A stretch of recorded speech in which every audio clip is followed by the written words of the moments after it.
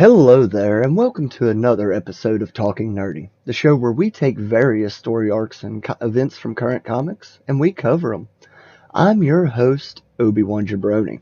Now, on today's show, we are going to be covering Marauders number 22 through 25, written by Jerry Dugan, with art by Matteo Lolli and colors by Rain Barredo.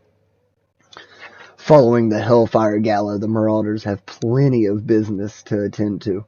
Business of the past, both recent and long forgotten. So, with that, let's start talking nerdy. First up, we have Marauders number 22, Sins of the Past.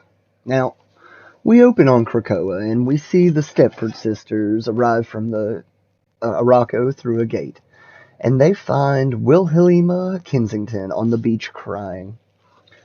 Now, the Stepford Cuckoos have never been shy about their mutant gifts, but they had kept their noses clean while Krakoa was forming. But then they looked into Wilhelmina Kensington and found a young woman radiating anger and despair at what had been snatched from her. So they decided to fix her. The Cuckoos started flipping switches in her mind, but something terrible had happened to Kensington, and she couldn't help but spread that damage to those around her. Her mother was the first target. She went out on a high-rise window. When that didn't fill the void in her, she turned to the little ones, and now fixed, she is feeling the weight of those actions for the very first time. And the Stepford sisters decide that they won't tell Emma, but will take care of the situation themselves. And they use their psychic hive mind to calm Wilhelmina down and learn that her father was abusive to her. They tell her that they know where her dad is, and they are going to see him together.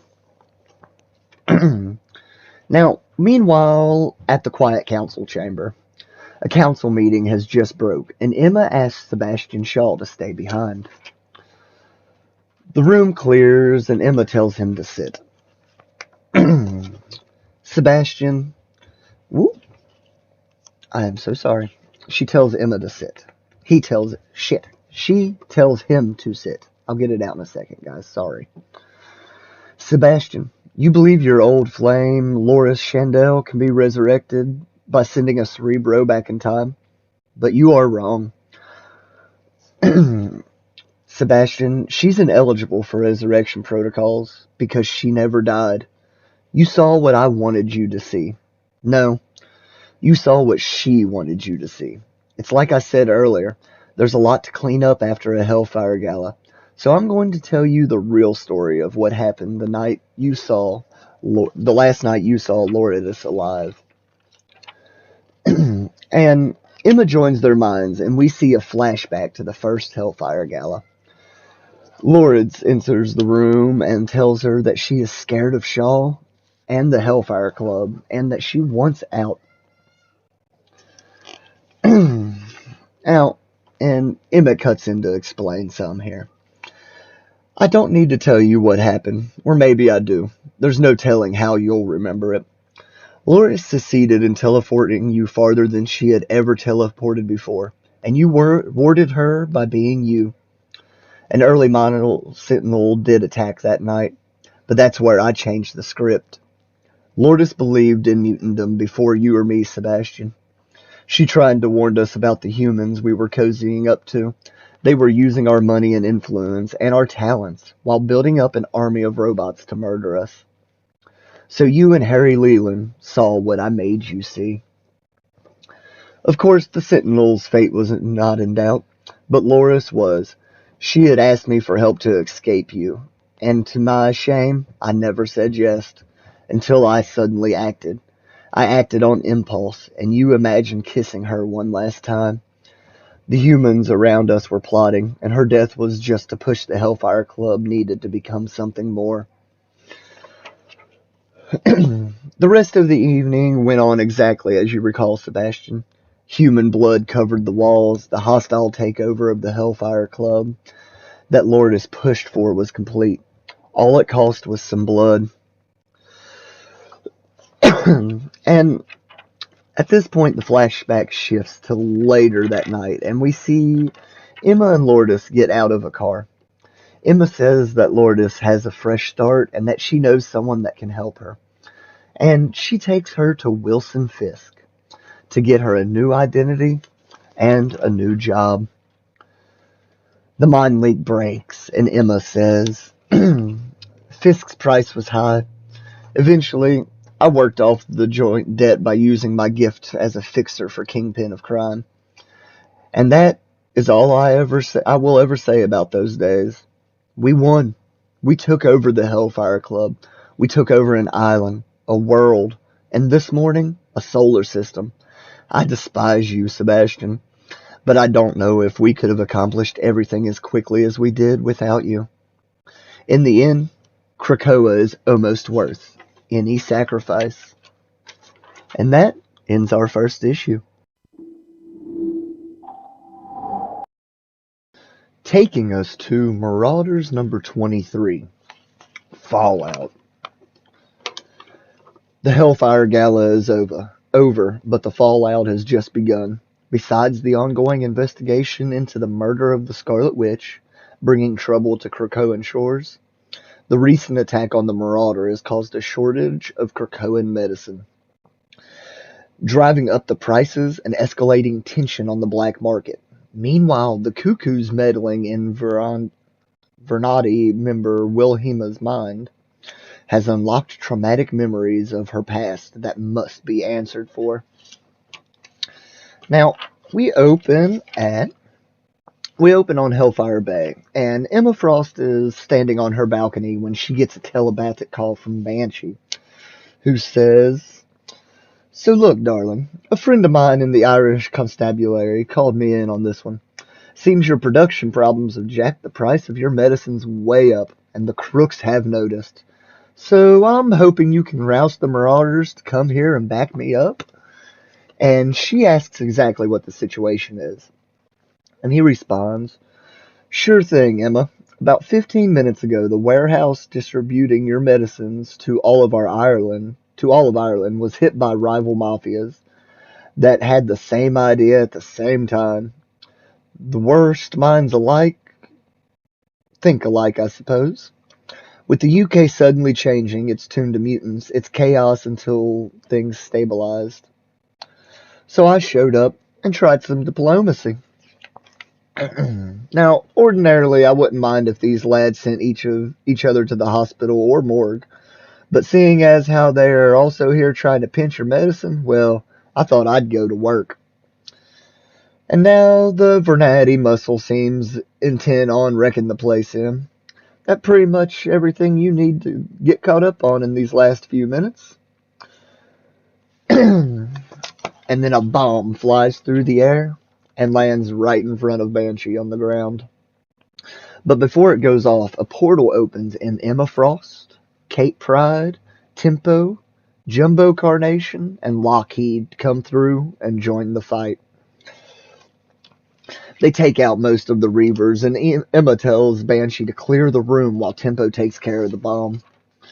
And he lets out a massive scream that pushes the remaining Reavers and Vernardi out the window before him, and the Marauders follow them out.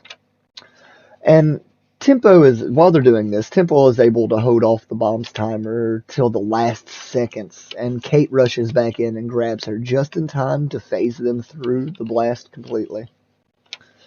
Now, meanwhile in London, we see the Stepford Cuckoos and Wilhelmina Kensington sitting by a sleeping old man. He awakens startled, and Wilhelmina says, "Hello, father. Meet my new friends."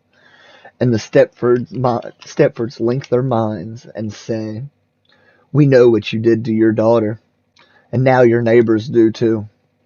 They don't exactly know how they know, but they know the truth, and it will follow you around as long as you live. Goodbye, Wilhelmina. Be well." They smile and turn to leave Wilhelmina and her father behind. When they make it to the street below, they hear a crash followed by Wilhelmina's father smashing to the ground behind them from the top story window. Now, later that night in Madripoor, Wilhelmina is packing her things and she tells Wade that she is leaving. He tries to stop her. He tries to stop her, but she kicks him in the balls and says, don't give Verndy your life, Cade. Being mad at someone else's success isn't a life worth living. I'm making my own way now. I suggest you do the same. Either way, don't contact me again. And she storms out of the house, ending this issue. Leading us to our next issue, Marauders number 24, Consequences. The X-Men have successfully terraformed Mars, claiming the new colonized planet, Planet Araco, as the capital of the solar system. But just as establishing the nation of Krakoa garnered enemies who feared the rise of mutant sovereignty, the formation of Planet Araco, Krakoa's move into the intergalactic spotlight, and the various deeds that made that formation possible are having ripple effects across the cosmos. Power comes at a price, and it comes time for Krakoa's agents to pay. Now, we open up in space above Araco, and we see a ship start to approach the planet when Sword calls it and tells it that it has to check in before it can land on the planet Araco. The pilot says no, and Sword shoots. Sorry. The pilot says no, and Sword shoots at it, hitting its engine and causing it to crash to the Araco's surface. And it lands at Port Prometheus, and a black man exits the ship with a headband and a long cloak. He kinda reminds me of a mix of Lando Calrissian and Han Solo, to be quite honest with you. Anyway, he exits the ship with a gun drawn and says he is Eden Rixlow, and he demands to see the White Queen of Mutantdom. Now, elsewhere on Araco, the Marauders ship lands at Port Prometheus, and Emma Frost, Kate Pryde, Iceman, Bishop, and Pyro exit the ship and split up to take care of various business across the port. Emma and Kate go to the market, and Kate tries to buy a blaster, but the vendor turns her away, saying he refuses to sell to humans. And they pass around to the back of the vendor, heading towards the bar, and Kate faces her hand through and steals a blaster anyway. And they go to the local bar called the Red Lagoon. They approach a corner table and meet with Eden Rixlow, who says, "Hi, Emma. Send your mousy daughter for a glass of milk, and then sit your ass down. I went looking for you on Venus in this system, but it was uninhabited. Should have known you were close.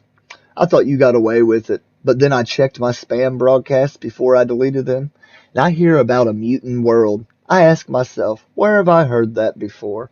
Oh yeah, the woman who stole my ship was a mutant."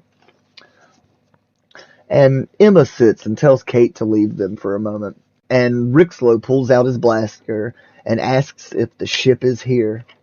And she says, "It is. That was part of our deal, of course. I don't need you to sign a non-disclosure deal if there's nothing to remember. I did borrow your ship, though. But you did try to double-cross me. And let's be honest, I only helped myself to what you had previously stolen. Isn't that right, Eden?" And Rixlow shoots her right as she turns to a diamond, and Kate rushes from the side and starts to pound on him. Emma and Kate start to leave, and Rixlow throws a grenade at them, but before it lands, Sebastian Shaw appears and grabs it out of the air and absorbs the blast into his chest, and approaches Rixlow as he says, "We can't have our entire side of the Quiet Council in the resurrection queue. It'd be embarrassing. I underestimated them once too, you know. Whatever your quarrel, it's over, especially if you only want money. Because we have lots of that. Let's pay this man off and be on our way, shall we, Emma? And they walk out of the bar. And we switch to later that day at the sword station. Emma gives Rixlow a case of credits and asks him to join for dinner on the way back to Araco. Dinner ends and Rixlow stands to leave the room, saying, "While I didn't love how we got into this mess, I do love how we got out. Thanks for making me rich. I'd really miss her. But you put me in a position where I can keep the Mysterium and this ship. Keep the Mysterium and this ship." And he shuts the door as the airlock in the room opens, pulling Shaw and all of the Marauders out into open space and their deaths. And that ends this issue. Taking us to our final issue, Marauders number 25, Night of the Comet. Emma Frost acquired the ship Mercury through less than scrupulous means, and now its previous owner, Eden Rixlow, has caught up with the Marauders and is demanding payment for his stolen property. But after getting a Krakoan payment of Mysterium and credits in hand, there's no reason not to have his cake and eat it too, even if that means ejecting the Marauders through the airlock in order to reclaim his ship. Now, we open in the void of space, and we get an opening monologue here.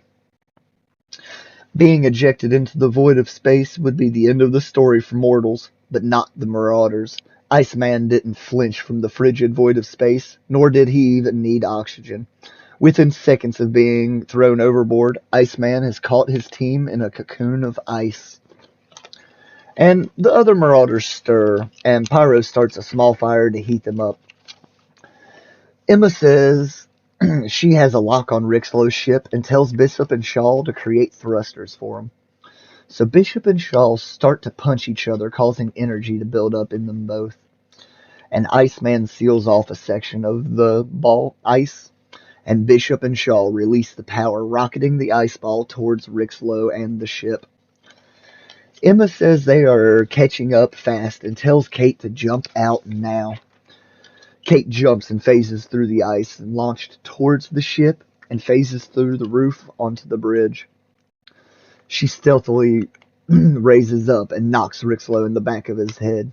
He recovers and tackles her down when Emma says to remove his headband so she can take control. Kate continues to knock him around until he pulls out a knife. She dashes and phases through him and punches him in the back of the head and grabs his headband, yanking it off at the same time. At that moment, Emma instantly takes control of his mind and the ice ball boards the ship. And we switch to just a little bit later on the planet Araco. The Marauders land the ship and kicks Rixlow out to the ground, with Emma and Kate standing over. And Kate says, "Wait, I can't believe it either. And we're letting him keep the Mysterium and leave Araco? Which night of Hanukkah is it, Emma?" Emma laughs and says, "Yes, he lives, and he keeps the money. We keep the ship. This concludes our business, Rixlow. If you're foolish enough to take another run at us, I won't stop Catherine from killing you." And Rixlow says, "I know when I'm beat. Well played. But just so it's on record, your friend can't beat me in a fair fight." "Oh, that's cute, darling. There are no fair fights when you face the Marauders." And that ends this story arc. I hope you enjoyed this week's video. Be sure to join us next week as we cover Reptile number 1 through 4. As always, thanks for watching. Remember to like, subscribe, and share this video to help spread our brand across the world. Also, remember to leave a comment down below. Feedback is always welcome. Now, you can also follow us on the Jabroni Nerd Network Facebook page. So, until next week, guys, keep talking nerdy.